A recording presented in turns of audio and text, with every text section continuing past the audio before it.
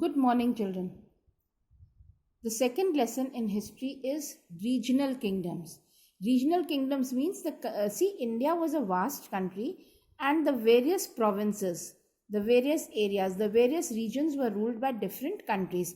Now, here is the map of India. Now, here you can see in North India there were these kingdoms: the Chauhans, the Parmars, Solankis, Tomars, Pratiharas, Sena, Chandela, and across the Vindhyas it was the Chalukyas and the Cholas. So it was basically these kingdoms, these families, these dynasties which were ruling in India at that time. They were the various clans, they were the various dynasties, they were the various families. Now, children, उस समय जो India की स्थिति थी, India एक बड़ा country था लेकिन किसी एक राजा के अंडर में नहीं था. कई सारे राजसी परिवार थे, कई राजा थे, कई फैमिलीज थी. चौहान्स थे, परमार्स थे, सोलंकीस, तोमर्स, चंडेल्स, प्रतिहाराज, ये सब थे नॉर्थ इंडिया में. विंध्या माउंटेन्स के इस पार थे चालुक्यास और चोलास. सो ये जितने किंगडम्स थे, ये इनमें सबसे बड़ी बात थी, इनमें आपस में यूनिटी नहीं थी. They were all very brave, and this can be divided into three groups: North India, the Deccan, and South India. So there was no unity among these people, and that is why they were always fighting with one another. इन लोगों में कोई भी unity नहीं थी.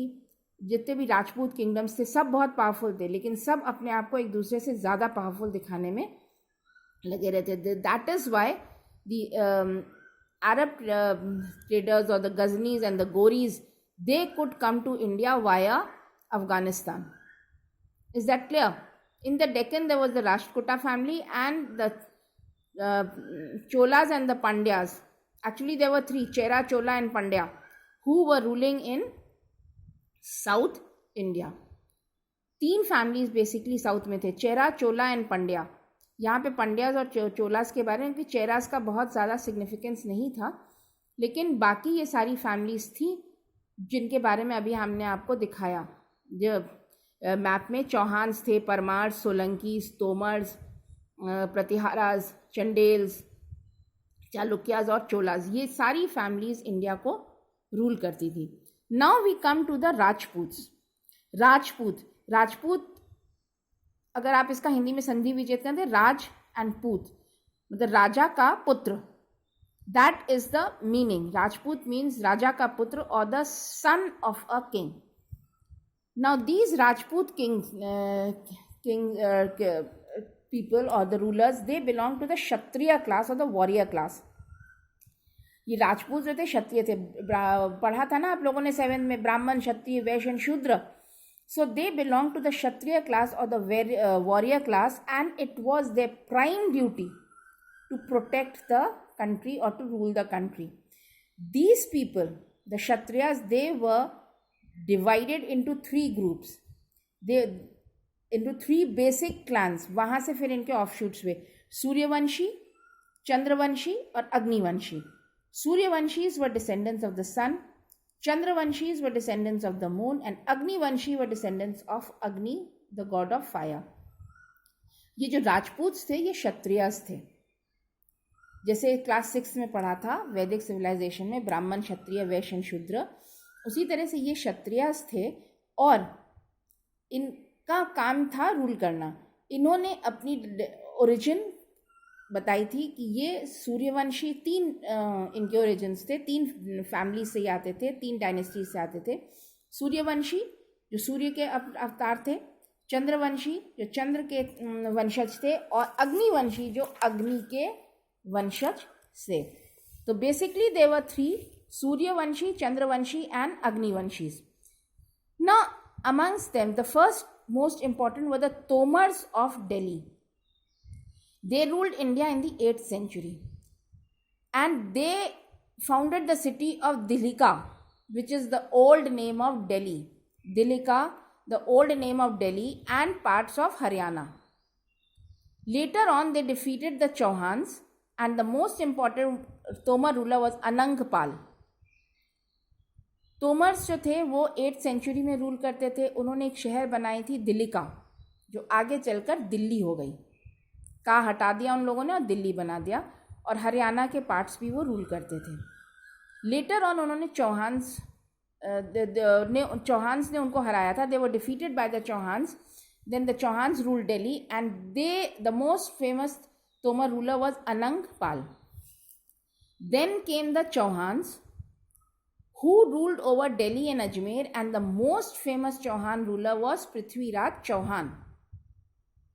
He was attacked by Muhammad Ghori in the first battle of Tarain. Later on we will study in the lesson. First battle of Tarain, he defeated Ghori. In the second battle of Tarain, Ghori defeated Prithviraj Chauhan. So Prithviraj Chauhan was a great ruler. He had, like here also it is written, he was a very good shooter, archer, और वो आवाज़ सुन के तीर चला सकता था, जिसको बोलते हैं शब्द बेदी भान। Then came the Solankis of Gujarat. They ruled in the Kathiawar region of Gujarat and they are famous for building the famous Dilwara temple in Mount Abu and the sun temple of Modhera in Gujarat. Solankis Gujarat के थे, वो काथियावाड़ रीजन में रूल करते थे, और इन्होंने माउंट आबू में, अगर कोई आप गए हैं या कभी जाएं, वहाँ सुना होगा फेमस धीलवाड़ा टेम्पल इन लोगों ने बनाया है, और गुजरात का मोधेरा का सन टेम्पल। फिर Malwa is very famous for music also. Malwa में राजा भोज रूल करते थे। इनकी कैपिटल थी धार, MP की एक फेमस सिटी है। And the most famous temple is Udayeshwar temple in Empel at Udayapur. Then came the Gadwalas of Kannauj. The most famous ruler was Jaichand.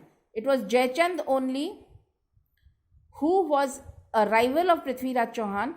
तो इसीलिए उसने ये मोहम्मद गौरी को बुलाया, मोहम्मद गौरी ने फिर उसी को हराया था। गदालास कन्नौज के थे और उनका सबसे फेमस रूलर था जयचंद। फिर there were the Chandelas of Bundelkhand. Bundelkhand region जो है यमुना नर्मदा नदी के बीच में, जहाँ खजुराहो शहर है, वहाँ पे बुंदेलास रूज करते थे, और सबसे फेमस रूलर था कीर्तिवर्मन।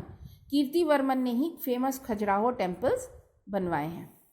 सो एक क्विक रिकैप हम लोग आज के लिए करते हैं। जितने भी फेमस, पहले तो ये जो राजपूत थे ये अपने आप को सूर्यवंशी, चंद्रवंशी या अग्निवंशी बोलते थे।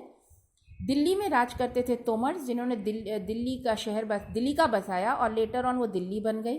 चौहान्स ने उनको हराया। पृथ्वीराज चौहान सबसे फेमस रूलर थे। गुजरात के सोलंकीस, मालवा के परमार्स और बुंदेलखंड के चंडेल रूलर्स थे, जो खजुराहो टेम्पल के लिए बहुत फेमस थे। Tomorrow we will study about Mahmud of Ghazni and why he attacked India. Thank you.